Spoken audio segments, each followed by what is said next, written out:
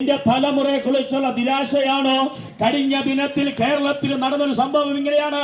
ആമേൻ hallelujah. ഒരു അമ്മയെ ഒരു മകൻ ആമേൻ സ്തോത്രം 23 വെട്ട ഒരു മകൻ സ്വന്തം അമ്മയെ വെട്ടിയത്. ഇന്ന് പകൽക്കാലം യേശുവിന്റെ മുമ്പിൽ വന്നാൽ നിന്റെ ഭവനത്തിനകത്തത് നടക്കില്ല. യേശുവിനെ നീ സ്വീകരിച്ചാൽ നിന്റെ ഭവനത്തിനകത്തത് നടക്കില്ല. ഈ കാലഘട്ടത്തിൽ അപ്പനും അമ്മയും ഭയപ്പെടുന്ന ഒരു കാലഘട്ടത്തിലാണ് ഞങ്ങൾ കടന്നു പോകുന്നത്. ഹല്ലേലൂയ.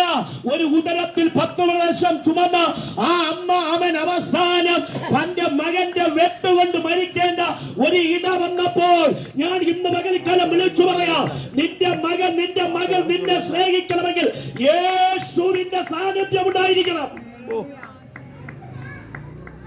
ശകരബദന ഹംദന രകേസി അപ്പനെ രഗാന അന്തൽ പൗഡവന വൈഡ രഗാദന അതരൻ ഗടകസി അന്തരേഖ. ഇന്ന് പകൽക്കാലം ഞാൻ പറയുന്ന ഈ വാക്കുകൾ ചിലപ്പോൾ നിങ്ങൾക്ക് കേൾക്കില്ല. പക്ഷേ യേശുവിന്റെ മുമ്പിൽ വന്നാൽ നിന്റെ സകല രോഗബന്ധനം അടിയും. യേശുവിന്റെ മുമ്പിൽ വന്നാൽ നിനക്ക് ലഭിക്കാത്ത സമാധാനം ലഭിക്കും.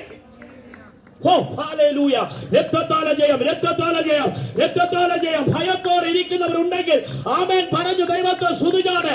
ഭയത്തോടെ ഇരിക്കുന്നവർ ഞാൻ ആത്മാവിൽ പറയാം, ഈ ദേശത്തിന്റെ നടുവേൽ ഭയത്തിന്റെ മേൽ ഇരിക്കുന്നത് എങ്ങനെയാകും എന്ന് പറഞ്ഞ് തലമുറകളെ കുറിച്ച് ഭാരപ്പെടുന്നവരുണ്ടെങ്കിൽ ഞാൻ ഇന്ന് പകൽക്കാലം ഈ സുവിശേഷം ഈ പകൽക്കാലം ഞങ്ങൾ പറയാം, നിങ്ങൾക്ക് സൗഖ്യം ലഭിക്കേണ്ടതിന് നിങ്ങൾ യേശുവിനെ നിങ്ങൾ കണ്ടുമുട്ടണം.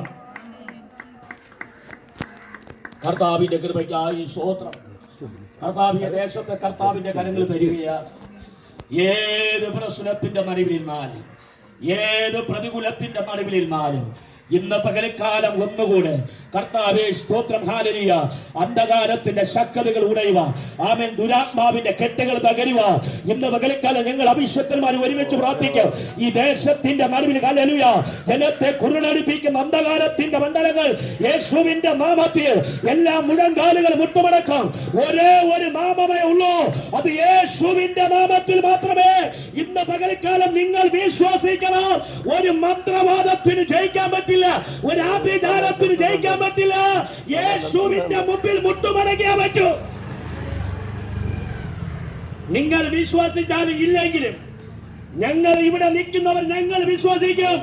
യേശു ഞങ്ങളുടെ ഭവനത്തിൽ വന്നപ്പോഴാ ചില കെട്ടുകൾ അടിഞ്ഞ് ഞങ്ങൾ സ്വാതന്ത്ര്യം പ്രാപിച്ചത്.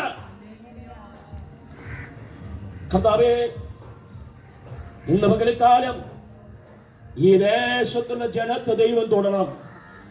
ഈ ദേശത്തുള്ള ജനത്തെ ദൈവത്തിന്റെ ആത്മാവ് തൊടണം. മന്ത്രവാദികൾക്ക് മാനസാന്തരം ഉണ്ടാകണം.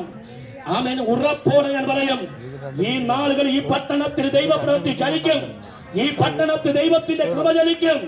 ആമേൻ. എങ്ങനെയാകും നിന്റെ ജീവിതം? എങ്ങനെയാകും ഇനി മുന്നോട്ട് പോകാൻ വഴിയില്ലെന്ന് പറഞ്ഞ ആമേൻ നിരാശയോടെ എല്ലാവരും നിന്നെ കൈവിട്ടില്ലേ?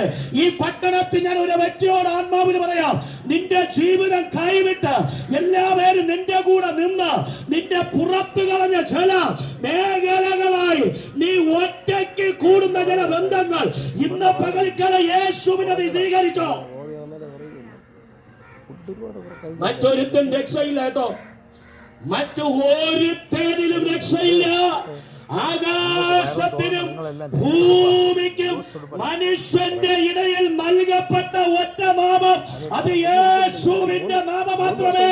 ഈ പകൽക്കാലം ഞങ്ങൾ വിളിച്ചു പറയുന്നതിന്റെ കാരണം കിലോമീറ്ററിന്റെ അപ്പുറത്തിനും ഈ പട്ടണത്തിൽ വന്ന് യേശുവിനെ പറയാൻ കാരണം യേശു ഞങ്ങളുടെ ജീവിതത്തിൽ വൻ കാര്യങ്ങൾ ചെയ്തു.